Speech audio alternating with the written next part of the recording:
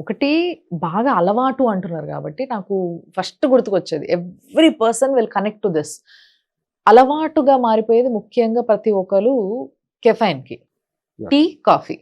Yeah! పొద్దున్న లెగడమే tea, కాఫీలో ఏదో ఒకటి లేకపోతే అసలు ఏ పని జరగదు. ఫస్ట్ కళ్ళు ఇట్లా తెరుసుకోవు.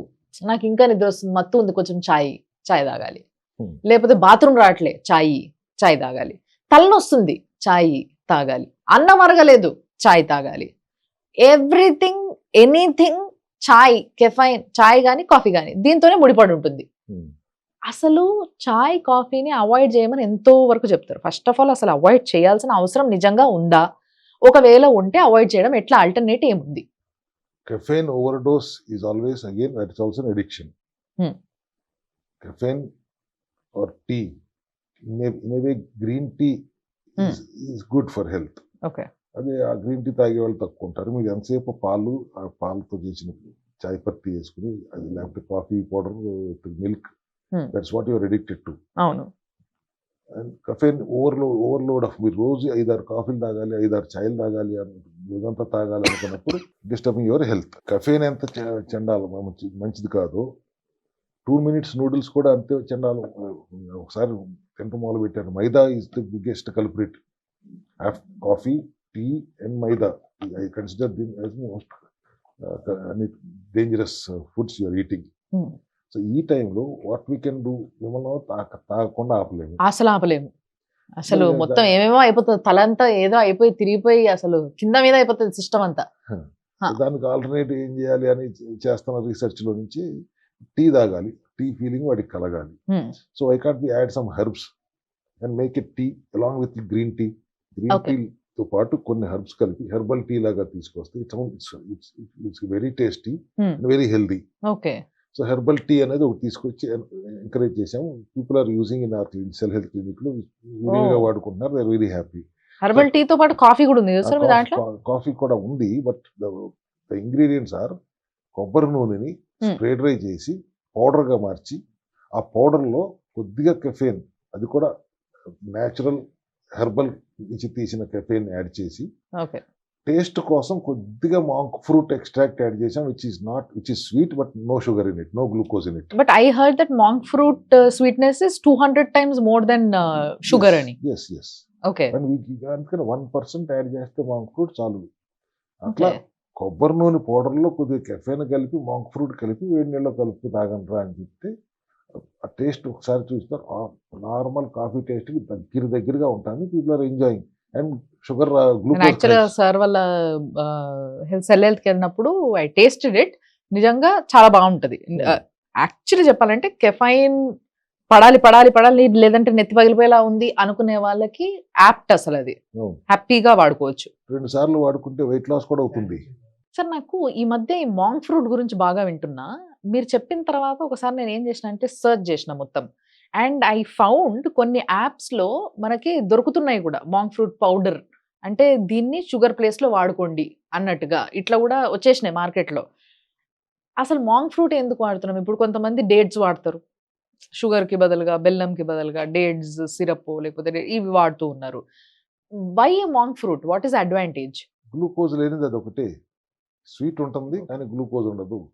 మీరు మెటబాలిజం మారి గ్లూకోజ్ మెటబాలిజంలో లేనప్పుడు కూడా ఇది వాడితే సడన్ గా సెల్స్ అన్ని వచ్చేసింది గ్లూకోజ్ అని ఒక నిమిషం ఫీల్ అవుతాయి. మళ్ళీ వెంటనే అర్థం చేసుకుంటే ఇది మిమికింగ్ గ్లూకోజ్ అనేది అర్థం అవుతుంది. So monk fruit is little expensive but absolutely glucose free. Okay. ఎంత ఉంటుంది సార్ మాంక్ ఫ్రూట్ రేటు? 9,000 నుంచి 25,000 దాకా ఉంటుందమ్మా, డిపెండింగ్ అపాన్ మన కంటెంట్. ఇప్పుడు మీది ఏదైతే ఈ పౌడర్ ఉందో, ఈ సిఎండి కాఫీ సెల్ హెల్త్ వాళ్ళది ఉందో, దీంట్లో మాంక్ ఫ్రూట్ కలుపుతున్నామని మీరు బొమ్మతో పాటు వేసారు ఇక్కడ. So what quality of monk fruit you're using in this? Very high quality, at least 18,000-20,000 లోపు ఉండదు మనకి వాడేది. But we use only 1%. Advantage is 1 or 1.5% of the total net క్వాంటిటీలో ఉంటే సరిపోతుంది. ఇంపార్టెంట్ అనదర్ మీకు క్లారిటీ ఇవ్వాలి, stevia is also good. Stevia ఆకులు కూడా మెడిసిన్ ప్రాపర్టీలో వాడతారు. అండ్ ఆ ఆకు నుంచి క్లీన్ గా ఎక్స్ట్రాక్ట్ చేస్తే అది కూడా ఈ ప్రాపర్టీస్ ఉంటాయి.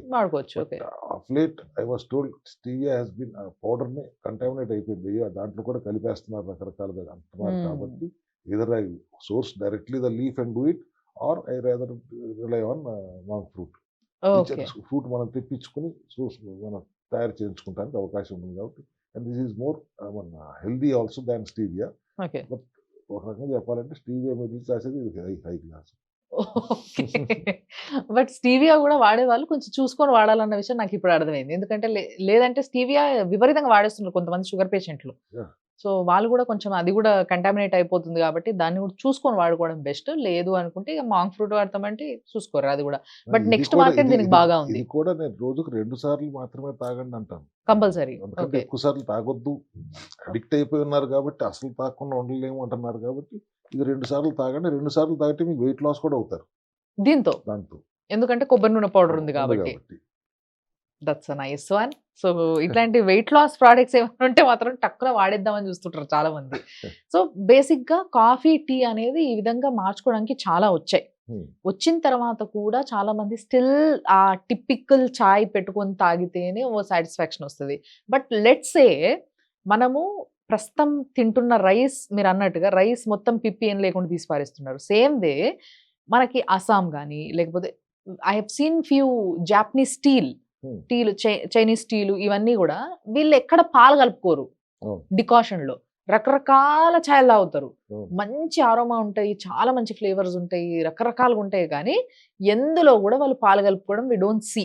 మిల్క్ షేక్స్‌లో అట్లాంటి వాటిలో కలుపుకుంటారేమో గానీ, ఇవి మాత్రం కాదు. మన భారతదేశంలో only in India. Exactly. In fact చెప్పాలంటే మనం ఈ నార్త్ ఈస్ట్ స్టేట్స్‌కెళ్ళినప్పుడు, అస్సాంకి అట్లా వెళ్ళినప్పుడు కూడా అక్కడ గూడా వాళ్ళు డికాషనే తాగుతారు మాక్సిమం. చల్లగా ఉంటది కాబట్టి. పాలు కలుపుకోరు. ఓన్లీ మనమే కలుపుకుంటున్నాం పాలు. కేరళలో గూడా కలుపుకోరు. అక్కడ తాగింది. కేరళలో గూడా nobody uses milk in their tea.